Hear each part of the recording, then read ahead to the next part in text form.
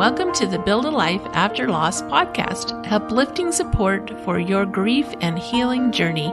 We're here to encourage your hope in the future and strengthen your confidence so that you can build a life of purpose and joy. I'm your host, Julie Clough, life and grief coach. Hello, my friends. Welcome to episode 90, Infertility and Job Loss with Kelly Kaye Walker. I'm super excited to share this interview with you today. Kelly is an amazing person, and we are just thrilled. I'm just thrilled that I was able to do this interview and able to share it with you. It was interesting when Kelly and I first started talking about doing this interview. She's got some amazing tools that she teaches people, but her first comment was that I don't really have any losses. But then as we talked, we realized her life has been filled with losses. And sometimes we just don't even recognize the losses that we've endured. I know you're going to enjoy this interview. But before we get started, of course, I have to give you the book report. It is coming out on July 15th. The pre-orders are right now. So you can go to Amazon and you can order your own copy of Miracles in the Darkness, Building a Life After Loss. You can look it up by my name, Julie Clough, or you can look it up under the book title. We also have a workshop coming up. Our virtual workshop is going to be on July 9th. That's this Thursday evening at 6:30 Mountain Time. And all the information for getting registered for that is in the show notes. But you can go to bit.ly/BLAL July with a capital J, and that'll take you right to the registration. So you don't want to miss that. We'll be talking about how our grief affects the brain and what you can do about it, and the gifts really that we receive from grief, why grief is not really a bad thing. We experience losses and we experience grief, and there's a reason that we do. Let me introduce you to Kelly Kaye Walker. She is an international speaker, podcaster, manifesting coach, and author. As the queen of manifesting, she teaches clients how to make their goals a reality, especially their goals of higher visibility, bigger influence, and greater confidence as a coach and or speaker. She hosts speaking and manifesting cruises, speaks all over the world to female entrepreneurs, and does private and group coaching. Her goal is to help 1 million women get out of wheel spinning, second guessing, and half success into creating the world-changing businesses of their dreams. Here's the interview. I'm so excited to have Kelly Kaye Walker with me today. She's going to share a little bit of her story. I know you're going to find it so inspirational. It hasn't been easy, has it, Kelly? No. Nope. Worth it, but not easy. Yeah, tell us a little bit about where things were a few years ago. Well, when I was first married, okay, so we'll go back a little farther. When I was first married, we were older. We got married when we were almost 30. And so we're like, well, we should probably have kids pretty soon. So we did birth control for like a year, and then we're like, okay, let's do it. And then we never got pregnant. And then we still never got pregnant. And we started to get a little bit worried that we weren't getting pregnant. So we went to the doctor, and I had PCOS, if you know what that is, polycystic ovarian syndrome. And it makes you really irregular. So it's super hard to predict when you could get pregnant and stuff. So we started doing fertility treatments, and they never worked, so every round we'd get a big disappointment again. And finally, it'd been 8 years, and we're like, well, we're kind of too old to have kids now, because by that time we were almost 40. And so we just kind of gave up. We're like, well, if it happens, it happens. If it's not meant to happen, we're not going to force it. So talk to me a little bit about how painful that was. Oh my gosh. You're saying it like, oh yeah, this happened and this happened. I know, right? But my goodness, that has to have been terribly painful if you had an expectation and a desire to have children. Yeah. And you know what? When I was growing up, I was the I was the one that always wanted babies. Like I had baby dolls. My sisters had Barbie dolls. Huge difference, right? I just wanted to be a mom. And I was so excited to grow up and be a mom. And so, not getting married till age 30, already I was a little worried. And then, man, Sundays at church, they were the worst. All the moms. It was like they just looked at their husbands and got pregnant. And I couldn't understand why I couldn't. And I thought, I just must be an awful person. Mm.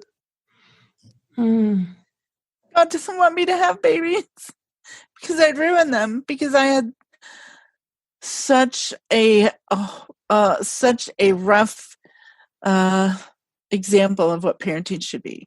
And I did. I thought, well, Heavenly Father is protecting those babies from me. Oh, Kelly, that just is so painful. So, yeah, it was hard. Sundays every week I would go home in tears. And, eventually I had to stop going to church for a while because I just couldn't handle it. My husband would go alone and I would stay home so I wouldn't get completely hysterically crying every Sunday. But we just decided we were going to just take whatever comes. The fertility treatments were just frustrating. They always made me really sick. Mm-hmm. And so we're like, okay, we're just going to let whatever happens, happens. And so we went on with life. And at work, I had a pretty stressful job. And then they hired somebody who was the meanest, most abusive human I had ever seen in a workplace. And he verbally abused us every day. He swore at us. He told us he was going to replace us with people who actually had talent, and was just literally the worst person I've ever met. Mm. I mean, wow. It was horrible. So I quit. And the way I quit was, first, I planned a trip to Mexico, and I went job hunting so that I wouldn't have to come back to the same job.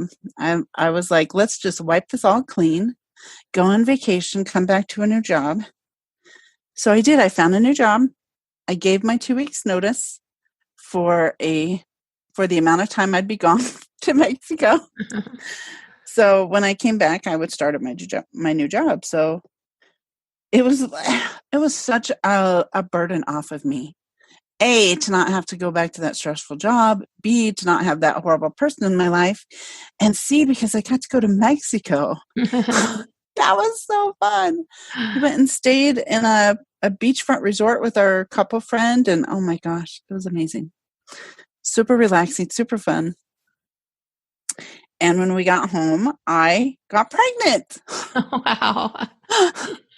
Within a month, I was pregnant. Within a month of coming home from Mexico. And everybody joked, oh, I bet you're going to have a little Mexican baby. And then my son came out with jaundice, and he actually did look Mexican, which was hilarious. But the poor little thing, he couldn't stay awake long enough to eat enough to flush his body out. So yeah, he was pretty jaundiced for about probably 6 weeks. Mm-hmm. He had to sleep in one of those cases of light bulbs. Oh yeah. Oh gosh, it was traumatic. I bet. But I was so happy to have him. Mm-hmm. It was amazing. But we were lucky that it actually happened, because the pregnancy was horrible, so bad. I had toxemia, and my high blood pressure became almost uncontrollable. Mm. And then week 26, I had a little trauma. I don't want to throw anyone under the bus, so I won't say who, but a well-meaning friend of ours, we went to go visit them, and they took us driving through a field in a truck without warning and bounced me all over. I ended up in the emergency room. Oh, no. And they said the baby had to be born tonight. Oh, no. Yeah. But I got a blessing. We prayed like crazy, and I didn't move. I laid there not moving in that bed all night long, hoping that everything would calm down.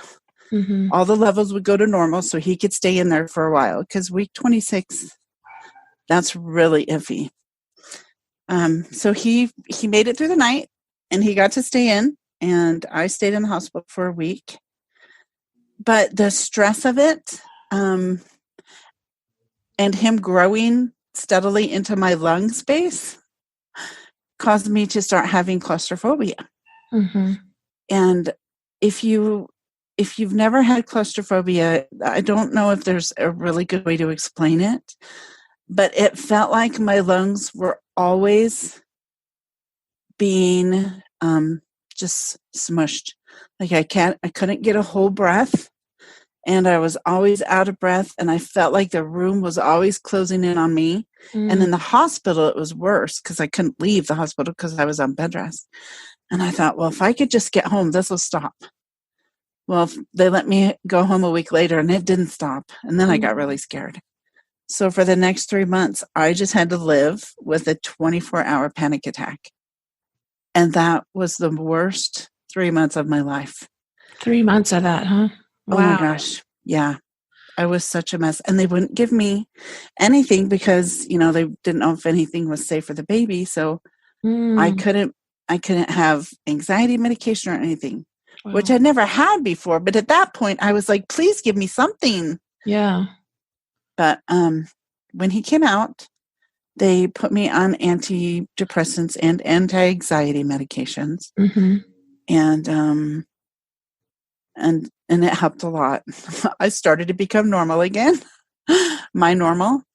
But over the years, I tried to go off it several times because I was like, okay, well, I don't really need it anymore. And I'd go off it, and within a day, I'd have another panic attack. Mm-hmm. So I realized that this was probably going to be for life. But the bad thing about antidepressants, at least with me, is they lose their effectiveness. Oh, okay. So pretty soon, there wasn't a big enough dose to work to take down the panic without also turning me into a zombie. Oh, okay. So then I went through my zombie phase. That was bad. That was ugly. I was just pretty much non-functional for... How long did that last?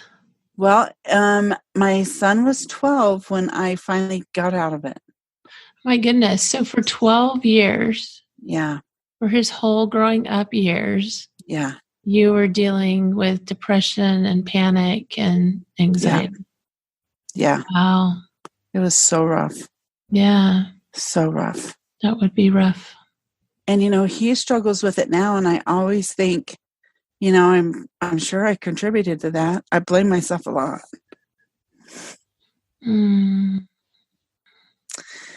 we've tried a few medications and a few, like personal development techniques, and nothing seems to really help. But, yeah, we're hoping we find him a solution that worked as good as mine. Yeah. But there's a lot of guilt there. Yeah. Guilt is a hard thing to work through. I hope that you're showing yourself some love and compassion through all that. I always tell myself, and I tell other people this, I tell clients this, and I believe it. So sometimes I have to remind it to me that our children were sent to us for a reason, and that we are the perfect parent for them. Absolutely. We are the parent they need to become the person they need to be. I believe that too. So I tell this story about when Carrie and David died. My boys, who were just older than them, were 15 and 12 at the time. And my daughters were off at college by this time. And for the next 3 years, I was just a mess. And I tried to show up for my boys, but I just I carried so much guilt that they didn't grow up in the same household that their sisters grew up in, that they didn't have that same same level of attention and care. And I just wasn't emotionally available at all. And I finally came to the exact same conclusion that you just shared, is that that my guilt was unfounded. I didn't do any of that trying to harm them in any way. In fact, I worked really hard trying to show up for them, even though I could barely show up for myself. Right. Me too. And so I just, I finally came to the conclusion that exact same thing that you just said is that Heavenly Father knew when he sent those boys to me, he knew that Carrie and David were here for 8 and 10 years. Yeah. He knew that I was going to struggle and that they were going to be teenagers in a household with a mom who was struggling. And that was their experience for learning and growing. Exactly the same conclusion. But it's not always easy for us, is it? Yeah, that's a tough one. I think motherly guilt is one of the biggest trials we have as parents, Yeah. for thinking we're messing up our kids. But I think we should just all realize that we're all messing up our kids. And we just all have our own brand of it. Right? They're getting the perfect kind of messed up that they need. Exactly. Exactly. So what you said you were, felt like you were in this non-functioning zombie stage for 12 years. Yeah. What turned around? Because I don't know that zombie Kelly. Right? You're lucky. Yeah, she was interesting. But what happened is that it just got worse and worse and worse. And in 2016, it really kind of started to hit rock bottom. And I became really just checked out from life. And I got addicted to this video game online, just some stupid random video game online, because it's so crazy how this happened. It's so crazy how some things happen. It is. My brother played this game and he had to go somewhere for a week or somewhere. Oh no, for like a month. And he's like, Kelly, I can't lose my whatever in this game. Will you just go on every day and collect my stuff for me while I'm gone? Oh, funny. And I was like, sure. Okay. But I ended up making my own account. And I could see why he was worried. I mean, like, it is highly addictive. Like, It should be outlawed. But, for people that have issues, it's not a good thing to get into because it is so addictive. What I was addicted to was escape. Exactly. Yeah. I just needed to escape. That was your way of coping. Exactly. I couldn't face what I'd become and the guilt I felt for what I'd become. And so that's what I did. I came home. I would get on the computer. I'd play all night. I'd let everybody fend for themselves. I'd get up and cook really fast and then come right back to the computer. But it was bad. I mean, I call it my mombie years, the mom zombie. I was a mombie. And then in January of 2017, it started to spill into work pretty heavily, and I got fired. Oh, wow. I had never been fired. And I felt like my world had just crumbled. Like the world had decided that I was a worthless human to the point where I couldn't even have a job. Yeah. And so that was the last straw for me. And I dissolved after that. And so for 3 months, I hardly ever got dressed. I hardly ever left my computer. I stayed up playing all night and I slept all day so I didn't have to interact with my family. It was horrible. And the guilt of how I was acting was even worse. And it made me want to escape more. So I was like in this downward spiral of guilt, escape, guilt, escape, guilt, escape. And then I got an email from somebody I barely knew who said, I've got some friends with a bunch of extra tickets to this thing called Master Your Influence. I'm not selling them. I'm just letting everybody know. So if you're interested, call these people.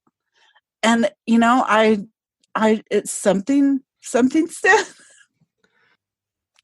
something said to me, you need to pay attention to this email.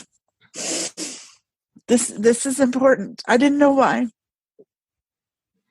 I'd never heard of, personal development seminars.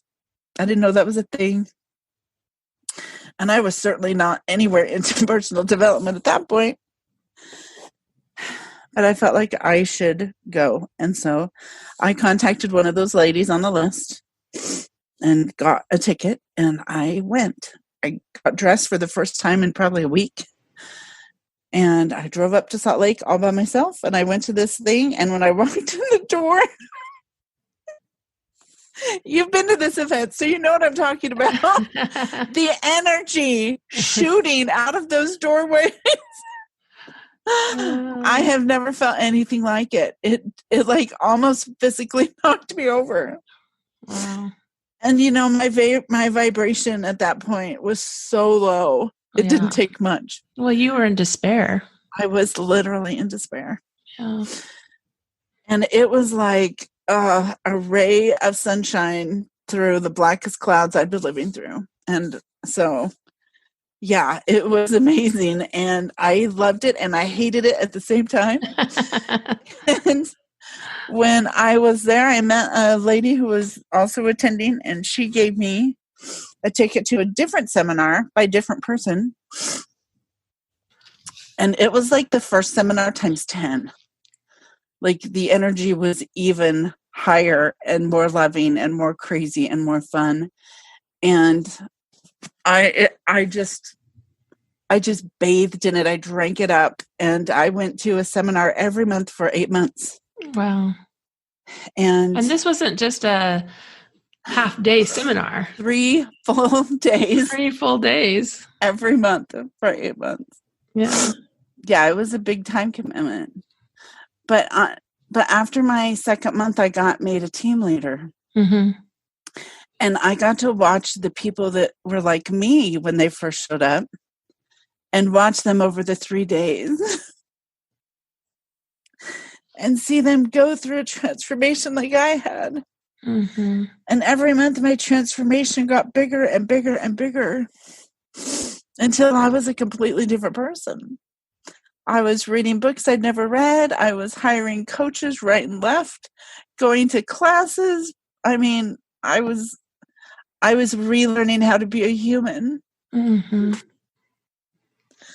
And I went off all my medications. Wow. Probably shouldn't tell you this, but cold turkey. Oh, wow. And I learned how we don't recommend that for anyone not listening. Recommend that. Please We do not recommend that. Don't.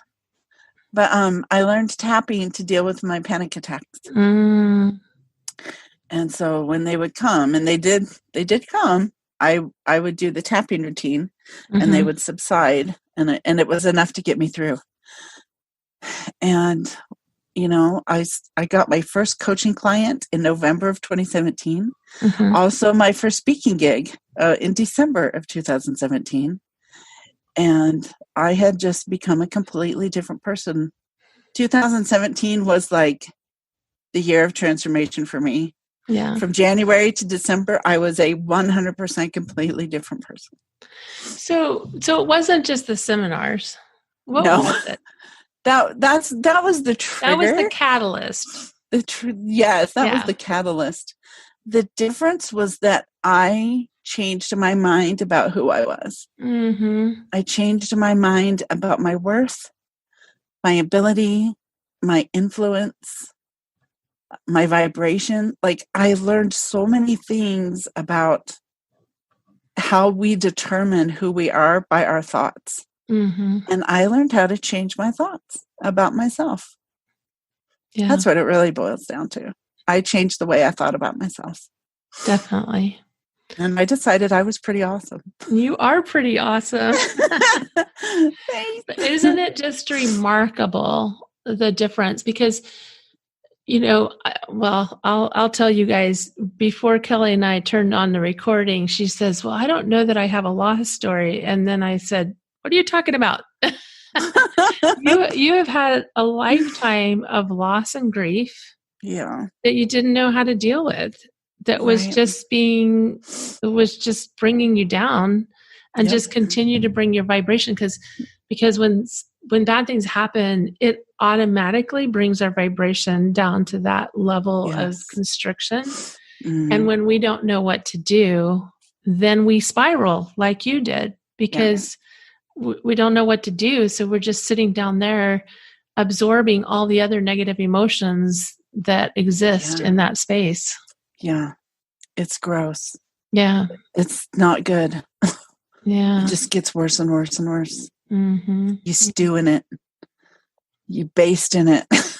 It's so bad. So I imagine you had to really create totally different habits for yourself. Oh my gosh.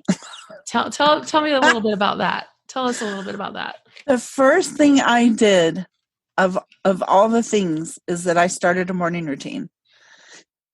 I never had a morning routine. I would get out of bed as late as possible, scramble to get everybody ready, get out of the house and go to work. And so the first thing I did was make myself a list of things to do every morning. And then I realized I can't do this with what time I get up. I need to get up earlier. So at that point, I was sleeping 10, 12 hours a night. Mm-hmm.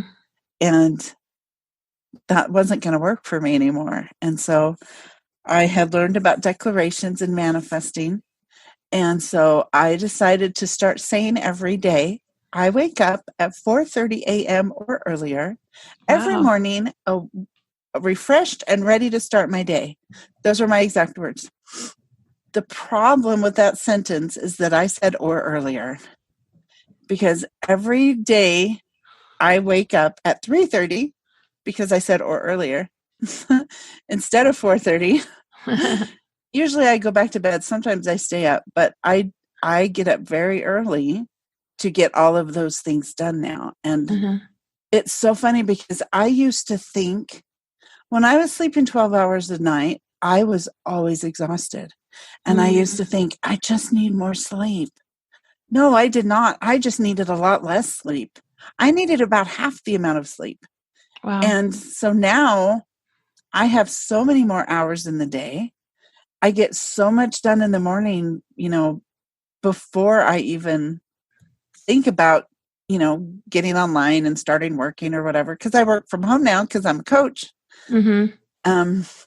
It's made a huge difference. Morning routines will change your life. Yeah. Yeah. Well, and it's what you put on that morning routine, because you obviously had, and when you talk about declarations, some people call them affirmations, I am statements. You obviously were really reprogramming yourself in a big way. Absolutely. Oh, and I did a belief breakthrough every morning with my husband. So he started going with me to these events also, and he also had a transformation, which is so good that we did it together. It was amazing. But every morning for a year, that's so long, we would go into our breakthrough room, which is the living room. We took the TV out. We put up artwork of beautiful, inspirational things.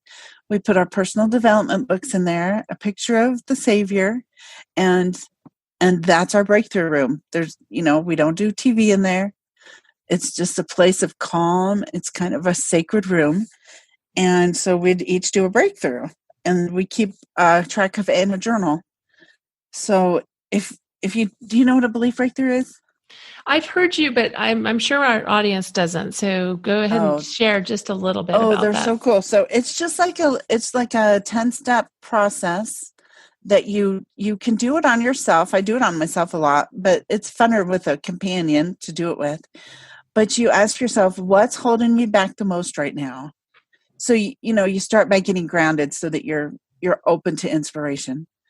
And so whatever's holding you back comes up, and you say, okay, well, what's the memory that goes with that? What memory created that block in my life? Mm-hmm. So then you just kind of scan your memories, and whatever pops up, that's the one you use. And then you process that memory. What'd you decide about yourself that was false during that event? Mm-hmm. And what would you rather believe? And what does it cost you to have that old belief? And basically, what's your next step in making this new belief the permanent one and letting Mm-hmm. go of the old false one? So it's just like a 10-step process. It takes maybe 20 minutes, but it's so powerful. I've used it on every aspect of my life. And I've done about probably 500 or 600 of them now. Wow, that's They're very cool. amazing. That's really Yeah. awesome.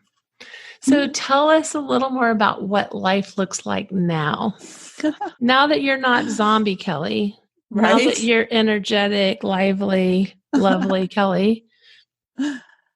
Oh, well, my family is a lot freaking happier, that's for sure. Um, we love to go out in nature. We go out in nature and recharge frequently. We love going outside. I used to never go outside. I hated outside.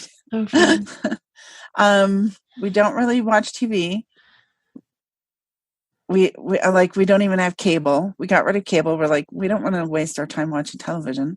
So we read. We're on Facebook a lot, doing like trainings and Facebook lives. And I have this Facebook group that I love. We just passed 1,000 members last week. That's exciting. Mm-hmm. But I teach people how to manifest the influence they need to go out and change the world, just like I did. Yeah. So basically, I teach people how to become awesome influencers and manifest all their goals. And that's what I do now. I do everything to keep my vibration up. I work on decluttering. My office is completely redone, and I totally love it.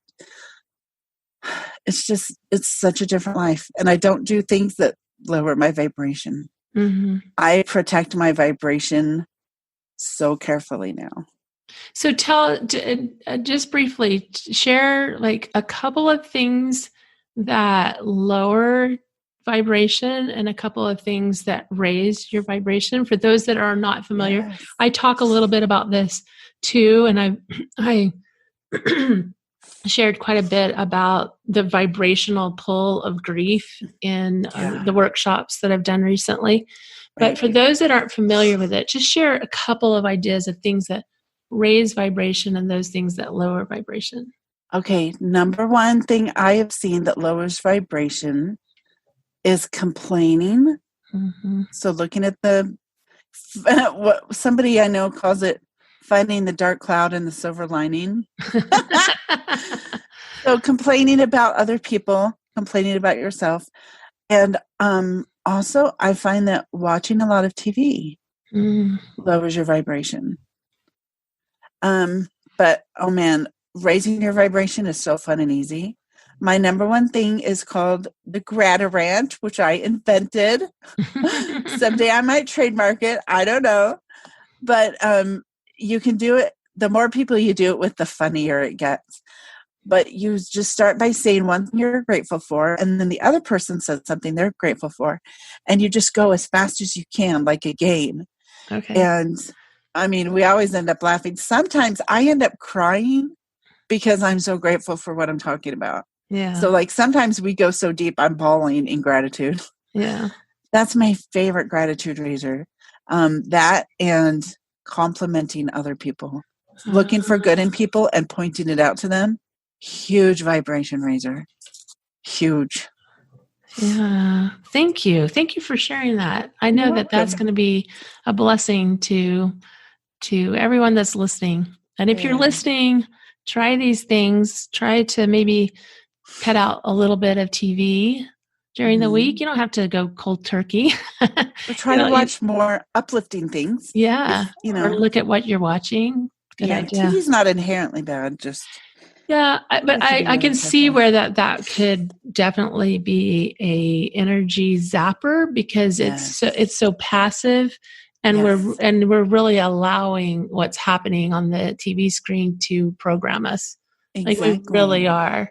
Yeah. And so but it's not all or nothing. It's not black or white. It's like Right. let's do a little better tomorrow than we did. Yeah. Let's do a little better today than we did yesterday. I was going to say Right. got the wrong direction, but I think I got it right now. But any advice that you would, I mean, I loved what you just shared, but is there anything else that you would share that you feel like, oh, I just want to make sure that I share this piece? You know what? I think probably the biggest takeaway myself from the last 3 years is that it really is a decision whether you are living the life you want to or not living the life you want to. And I never understood that. I always felt hopeless and like everything was laid out for me. This is how it's going to be. This is your place. You can't change it. You are a poor girl who was abused. You will never make money. You'll never be happy. You'll never influence anyone. This is your lot in life. And that's how I felt. And then when I realized that that was absolutely false and that me believing it made it true for me, woo! I mean, wow, my whole world changed. So the lights went on. Yes. So it really is a matter of choice. No matter how powerless you feel, it's false. You are never powerless. Yeah. And that is a huge thing to realize. Your life will completely change when you internalize the fact that you have complete control over your life. I love that. Thanks for sharing that with us. So tell us about where people can reach you, what you have going on right now. My website is a really good place to find me, and that is called thequeenofmanifesting.com. And right now I'm planning a speaker training cruise. You are? Oh, I'm so excited for that. We're sailing in October to Jamaica, Grand Cayman, and Cozumel. And I have professional trainers coming in speaking and in sales. So actually make a living as a speaker. You can learn all the things, all the secrets. And plus everyone that comes gets to speak and get their presentation critiqued. And you become an international speaker because international waters. So that's super fun. This is my third cruise I've taken people on. So I'm always excited about my cruises. I do at least one a year. That's really fun. Yeah. That's really fun. And then you're just enjoying life. I am so enjoying life. And my woodpeckers had babies. I have a tree outside my office that woodpeckers adopted about probably 6 weeks ago, and their babies hatched yesterday or the day before. And it is just the funnest thing to watch. They feed those babies probably every 5 minutes, all day long. I don't know when they rest. They take turns, the mom and dad. The dad has a red head, and the mom has a regular head. Yeah, that's so the brown. That's fun. That is a perfect object lesson, isn't it? They feed them constantly. So we really do have to ask ourselves, what are we feeding ourselves? Right. What thoughts are we feeding on? So absolutely. You're awesome. Thank you so much for being here. Really appreciate it. You're so welcome. Thanks for having me. It was a blast. You're awesome. It was a blast. Isn't Kelly wonderful? It was exciting. It was fun to interview her and to share that with you. If you want some help with your grief and moving forward, I highly recommend that you schedule your free discovery call right now. Don't wait any longer. Let's talk. Go to the show notes and there's a link right there to get started. And if this episode has been helpful to you, will you please subscribe, rate, and review? That would be Awesome. Thank you so much. Have a beautiful week. Remember, I believe in you. Love you. Bye.